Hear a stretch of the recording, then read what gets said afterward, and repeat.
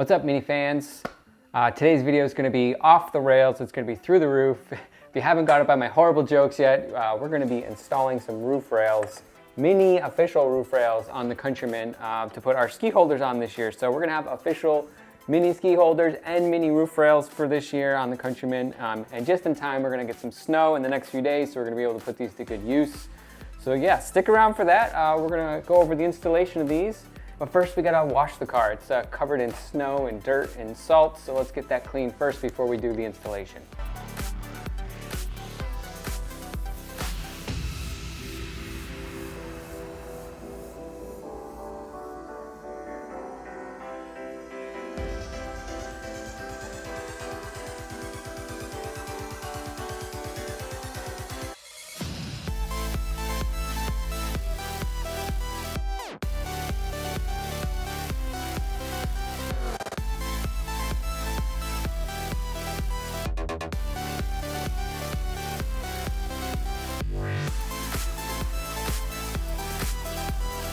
Okay, so in the box we have two rails, and you'll notice there's a slight difference between the two rails. One of them has spoilers on the bottom, as you can see by these little fins here, and that is going to be your front-facing roof rail. The other one will be the rear-facing. So we're going to start with the front. We're going to have to take some measurements, and once we get that on there, we can install the back. So let's go ahead and get started with this. So to start, we're going to insert our key, turn it, and then lift up. And if you look inside, it'll tell us there'll be a sticker that'll tell us which direction, which orientation to put these at. So this is the right front side. So that means the other one's gonna be the left front side. So insert our key, open it up, and there is our sticker for the left front. Okay, so we're gonna very carefully, since we don't have any friends to help today, set this down on there. Okay, so we got the rail roughly where we want it. We got the left front side sticker on the left front side, the right front sticker on the right front. We're just gonna back this out a little bit to give ourselves a little more room to get this set in the rails appropriately. Okay, now that we've got the rail roughly where we want it, we look at the manual and it says to go 260 millimeters from the front of the rail to the cross member. So we're gonna measure that out. It's gonna be about 10¼ inches roughly. So we'll get this side measured up and then we'll do the other side. 10¼ I'm just about there. All right, we've got the cross member on the rails now, and they've given us a Torx tool, and as you can see, the arrows don't line up at the moment. As you're tightening this screw down, those arrows will line up when you've reached the recommended torquing of 6 Newton meters. So we're going to go ahead and start to torque this down a bit. So now you'll see our arrows are starting to get closer to lining up, and once they line up, that'll be at the recommended 6 Newton meters of torquing. And we have another indicator that shows that there is actually movement. So before we close these and lock these down, we're going to put on the rear ones first. And then we'll put little stickers to help us line these up, because we'll take them on and off throughout the season, and the stickers will help us just have a marking to put them in the same spot every time, rather than have to measure back from the front of this rail to the front of this cross member each time to get that 260 millimeters. Let's go ahead and jump over to the back one now, and that one we're going to measure from the front cross member to the rear cross member to get the appropriate distance. And so again, for the rear one, we are going to open it up. We got a right rear, so that means the other side should contain the left rear. All right, so we're gonna start to do the same thing with this one. I'm gonna be very careful since I am the only one holding this to not break anything. So we'll put it on the rear. Might need to back the screws out again, just a little bit to get it seated on there. Okay, and for the distance between the front and the rear cross members, we're gonna go 705 millimeters, or about 27¾ of an inch. So now that we've got these on, we're gonna go ahead and start to tighten these, but not torque them all the way, just so we can go back and forth and get them torqued evenly. So let's go ahead and get this one a little bit tighter. Starting to cinch down. We'll go ahead and do the other side. Okay, now we got the rails tightened down. We don't wanna lose this tool. This is a very important tool.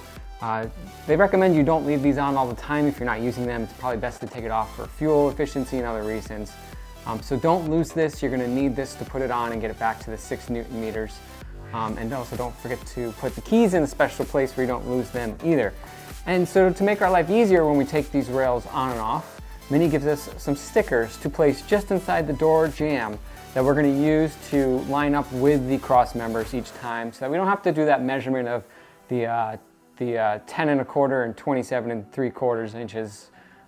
So we're going to go ahead and put these stickers right in behind the door so that we can use them to quickly take these on and off in the future. So I'm going to show you where I'm going to put them right now. So we'll open the door, and right below where the cross member is, we're going to put the sticker here. Not on the bare metal out here, but right inside the door frame, not on the rubber seal because that's no good. So right here, this little, on this particular car, it's a black, I believe it's a piece of plastic trim. So we're going to put that right there, right below the cross member, so we know where to put it each time. So let's go ahead and do that. Peel off a sticker, line it up, and stick it right there. And as you can see by the sticker, you're meant to indicate the center of the cross member. There's a dotted line going through the center. Not the front of the cross member, not the rear of the cross member, but right in the center of the cross member, basically lining up with the bolt and the keyhole when it's down. That's one sticker done. Let's go ahead and do it with the other 4 doors.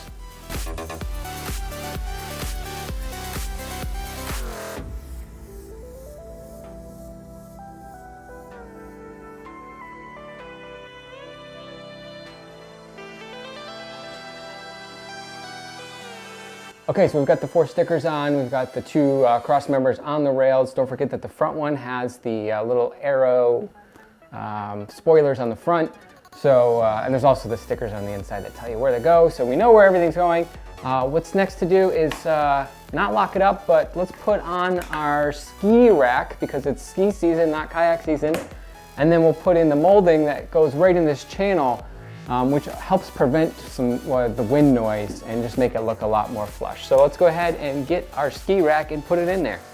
Okay, so now we've got our ski rack, and somebody did not clean them before the end of last year, but this is what we're gonna do. We're gonna take our flap over here, which we did not lock down yet, our cover cap. We're gonna just flip it open, and we have this groove to slide into this channel. So we're gonna go ahead and slide that into there like that. Now we have another key, so we gotta be careful not to confuse the keys or lose the keys. So we got a key for the cross members and a key for the ski rack. So we'll unlock this ski rack and we'll just open it up so that we can get to our bolt right here. This is how we're gonna tighten or clamp this down onto the rails so they don't slide around. We're gonna get this where we want it. I prefer to it be on the driver's side, so I'm gonna get it kind of close to the driver's side, make sure it clears the cap. So that looks good right there. And the cap's locked down. Let me lock that cap down.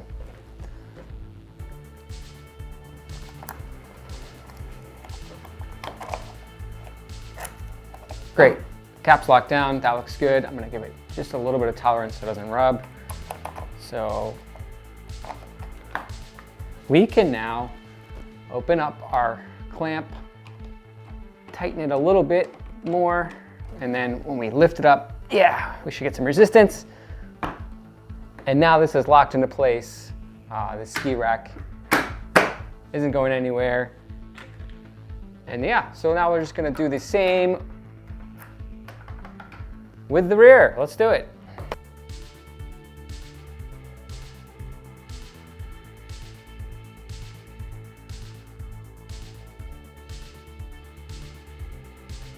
Okay, for the final step, we're gonna take this cover strip, and depending on your model, you might have different size or lengths cover strips. These are equal in size and length, so it doesn't matter which one we use. And we're just gonna fill the channel at the top of this cross member. It's gonna help keep the dirt and debris out and also help with some noise when you're driving. So we're just gonna put it up against the ski rack and just kind of push it into place. And then once we got it to the end, we'll just trim off the end here. This will, again, keep the dirt out, but also help us get our ski rack holders in the same spot each time on the cross members when we put them on. In the spring, when we switch over to the kayak rack, we're gonna have to probably get some more additional strips and cut them to fit that because it's a little bit different size. But let's go ahead and trim this up and we'll call this back one done.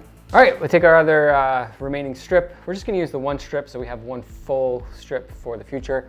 It doesn't really slide into the rails too well, so you kind of just got to put it on the top and then snap it in with your thumb down into the groove. So let's go ahead and do that. There we go. And we'll just trim off the excess.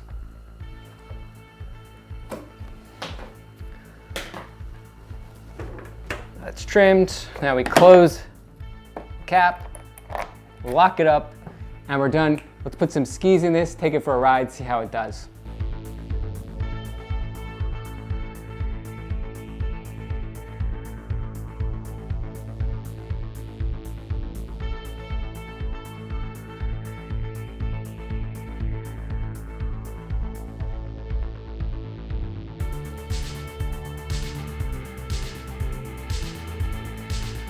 All right, so that's it for this one. We've got the mini roof rails with the mini ski and snowboard rack installed. Looks much better this year with both parts being mini. They're really well built, high quality parts, so I'm happy with that.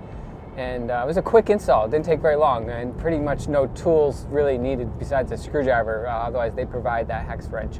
I'll leave links in the description below to where you can get both of these parts and some alternatives if you're looking for something different as well. And as usual, if you have any questions or comments, leave them down below. Give the video a thumbs up if you liked it. Subscribe if you haven't already. It helps out immensely. As always, when you see other minis, don't forget to wave. I'll catch you kids in the next one.